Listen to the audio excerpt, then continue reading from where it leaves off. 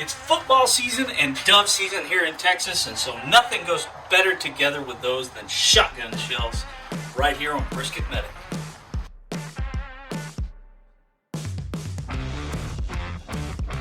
Guys, to start on these shotgun shells, we're going to need just a few items to complete our recipe. We're going to need 2 packages of manicotti shells, and the reason I like to do 2 packages is because these things are super brittle and they break very, very easily. So make sure you get 2 packages of these. 2 packages of bacon. You don't want to run out of bacon, and let's face it, you never have enough bacon. 2 pounds of Italian sausage. I got some Johnsonville here. And then you want 1 pound of cheese. I like to buy blocks of cheese and cut it up myself. You can buy shredded, whichever. 16 ounces of cheese, 32 ounces of Italian sausage, 2 packages of bacon, and 2 packages of manicotti. We're going to throw it all together in a bowl and get it mixed up. And then I'm going to show you how to stuff these shotgun shells, wrap them in bacon, and cook them up on any grill. All right, guys, to get started, we need a big mixing bowl. And we're just going to throw everything in, the meat and cheese-wise. Throw everything in your mixing bowl and give it a good rough mix. Now, I'm using some rough chopped cheese. I think the rough cut cheese works better in this situation than the fine grated bag cheese that you buy at the store. It keeps it from melting out and oozing out of your shells. All right, so let's get it all mixed up, put it in there.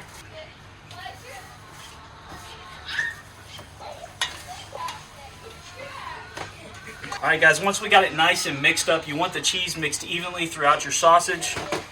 And take your manicotti shells, and I'm only going to show you how to do 1 or 2 because this does take a little bit of time, but you want to be really careful with these things because they are pretty brittle, and that's why we got 2 packages. If we can fill all 2 packages of shells, we will. That's why we bought enough cheese and sausage to do so. But so I'm going to teach you how to do these very quickly. We'll do the rest off screen. So take your manicotti shells. These are hard, but they're very brittle, okay? And we're just going to take our hands and shove it in there. And these shells are kind of see-through, guys, so you can see how much you're stuffing in there. And once I get it pretty well stuffed, I come in from the other side, hold my finger just to give it a little bit of back pressure, just to make sure I've got it stuffed all the way full. All right, so we'll do 1 more, just like that, and then we'll wrap them with bacon. And I'll show you how to get the grill ready to get these all cooked up. So do the juices, the fat from the bacon, cook the manicotti itself? Yeah, so that's why it's going to be really important to cover the manicotti all the way with the bacon. So how you wrap is really important because if you don't, it gets kind of chewy. I know some guys that'll like stuff these and put them in their fridge for a couple hours to help with that. I ain't got time for that. An appetizer. I ain't trying to spend 4 hours cooking an appetizer. See, it's real easy to break, but even though that's broke, the bacon will hold it all together. No big deal. All this manicotti is something to hold the meat in. It's a meat sleeve. You know. Alright, so we've got our stuffed shells here. Our meat is poking out of both ends, just like that night in Taiwan. What? So we're going to wrap these up. I'm going to show you how I like to wrap them. It's important that you cover this manicotti shell all the way with the bacon. Now the grease from the sausage inside is going to help it cook, but it's imperative that that bacon helps it cook from the outside as well so that you're not getting too chewy of a bite when you bite through it. But if you'll see, I actually broke this shell and the sausage is kind of holding it on there right now. So we're going to start our bacon wrap right there at that point. So I like to lay it down and just roll it completely.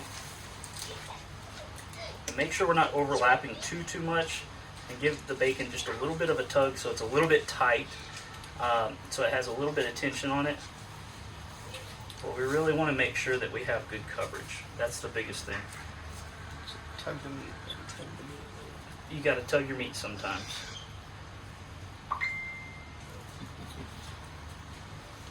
So for the most part, that shell is completely covered up, and we're going to get the rest of the shell cooked up through the fat with the bacon and the fat from the sausage. So let's go ahead and wrap up 1 more. We'll do the rest off screen, and then we'll show you how to get your smoker started.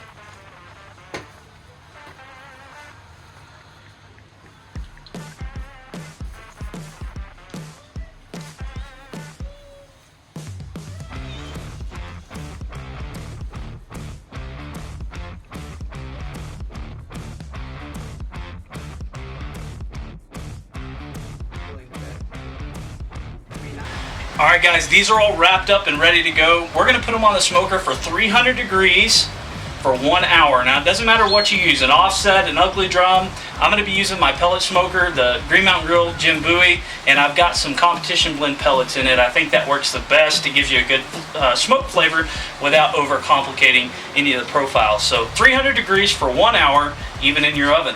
We'll throw them on. I'll see you back in an hour. After 1 hour at 300 degrees, guys, these are ready and they look amazing. They smell amazing. You have the option of putting on some barbecue sauce as a glaze for the last 10-15 minutes. I decided not to. It's always something you can dip it in afterwards, but let's go ahead and take a bite and see how they are.